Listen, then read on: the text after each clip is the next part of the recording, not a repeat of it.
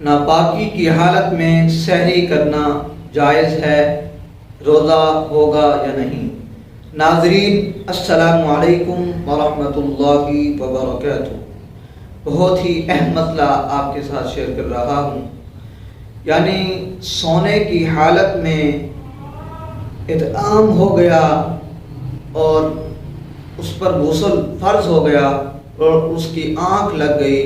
جب اس کی آنکھ کھلی تو سحری کا وقت ختم ہونے کو تھا، اور اس طرح میاں بیوی نے ہم بستری کرنے کے بعد ان پر غسل فرض ہو گیا۔ اب وہ ان کی آنکھ لگ گئی، جب آنکھ کھلی تو سحری کا وقت ختم ہونے کو تھا، تو کیا اب وہ پہلے غسل کریں، اور جو احتلام والا شخص ہے جس پر احتلام کی وجہ سے غسل فرض ہو گیا تھا، کیا وہ پہلے غسل کرے پھر سحری کرے، یا یہ میاں بیوی پہلے غسل کریں پھر سحری کریں، یا بغیر غسل کے بھی سحری کر سکتے ہیں؟ کیا اگر بغیر غسل وہ سحری کر لیں تو ان کا روزہ ہوگا یا نہیں؟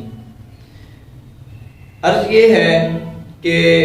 اگر کسی شخص پر غسل فرض ہو جائے، چاہے احتلام کی حالت میں، یعنی احتلام کی وجہ سے، یا میاں بیوی نے آپس میں حقوق زوجیت ادا کی، ہم بستری کی، اس کی وجہ سے ان پر غسل فرض ہو گیا، تو عرض یہ ہے کہ بغیر کسی شرعی مجبوری کے غسل میں تاخیر نہ کرے۔ بغیر کسی شرعی مجبوری کے غسل میں تاخیر کرنا یہ پسندیدہ عمل نہیں ہے۔ حدیث پاک میں آتا ہے، مفہوم عرض کر رہا ہوں، آقا کریم صلی اللہ علیہ وآلہ وسلم نے ارشاد فرمایا، ابو داؤد میں یہ حدیث موجود ہے کہ 3 جگہ اللہ کی رحمت کے فرشتے جو ہے وہ نہیں آتے، یعنی ایسے گھر میں اللہ کی رحمت کے فرشتے نہیں آتے جہاں یہ 3 چیزیں ہوں۔ فرمایا جس کے گھر جو ہے وہ تصویر ہو، اس کے گھر میں بھی اللہ کی رحمت کے فرشتے نہیں آتے۔ فرمایا جس گھر میں کتا ہو، اس گھر میں بھی رحمت کے فرشتے نہیں آتے۔ فرمایا جس گھر میں جو ہے وہ انسان جو ہے وہ جنابت کی حالت میں ہو، اس گھر میں بھی جب تک وہ جنابت کی حالت میں رہتا ہے اللہ کی رحمت کے فرشتے جو ہے وہ نہیں آتے۔ یہ مفہوم حدیث کا میں نے آپ کے سامنے رکھا۔ دوسری حدیث مسلم شریف کی، اما عائشہ صدیقہ رضی اللہ تعالیٰ عنہ ارشاد فرماتی ہیں، مفہوم حدیث عرض کر رہا ہوں، باتیں ہیں کہ ایک صحابی آقا کریم صلی اللہ علیہ وآلہ وسلم کی بارگاہ میں حاضر ہوا۔ فرماتی ہیں کہ میں دروازے کے پیچھے کھڑی تھی اور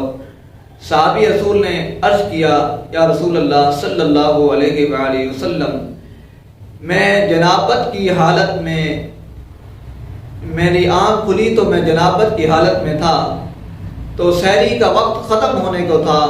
تو یا رسول اللہ کیا میں سحری کر لوں؟ کیا میں جو ہے وہ میرا روزہ ہو جائے گا؟ آقا کریم صلی اللہ علیہ وآلہ وسلم نے ارشاد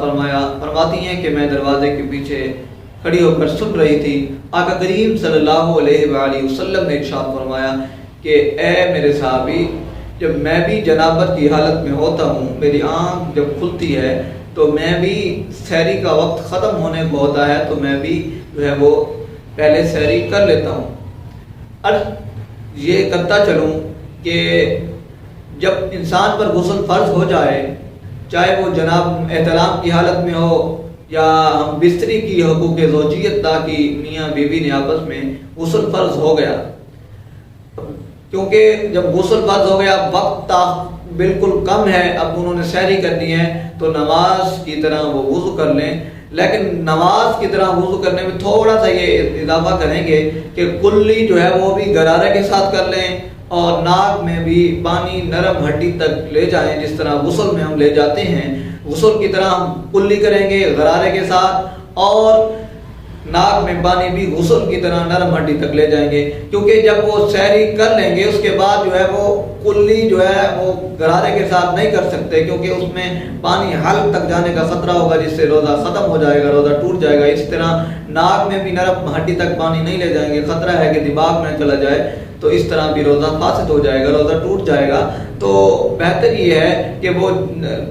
کلی جو ہے وہ غرارے کے ساتھ جو ہے وہ کر لیں، اور ناک میں پانی بھی نرم ہڈی تک لے جائیں، باقی جو ہے وہ وضو کر لیں۔ جیسے ہی وہ سحری ختم کر لیں، سحری کا وقت ختم ہو جائے تو آذان فجر ہوتی ہے، جس طرح وہ غسل کر لیں، پھر نماز فجر ادا کر لیں۔ اللہ تبارک و تعالی کی بارگاہ میں دعا ہے کہ مالک ہمیں دین کی سمجھ عطا فرما۔ امید کرتا ہوں کہ میری بات آپ کو اچھی طرح سمجھ میں آ گئی ہوگی، اور عرض یہ ہے کہ صدقہ جاریہ کی نیت سے ویڈیو کو شیئر کرنا مت بھولیے گا، تاکہ آپ کی وجہ سے کسی کی اصلاح ہو جائے، کسی کو مسئلہ معلوم ہو جائے تو آپ کو بھی اجر و ثواب ملے گا، مجھے بندہ ناچیز کو بھی اجر و ثواب ملے گا۔ دعا کرتا ہوں اللہ رب العزت ہم سب کی جو ہے وہ دین کی خدمت کو اپنی بارگاہ میں قبول فرمائے۔ آمین آمین آمین۔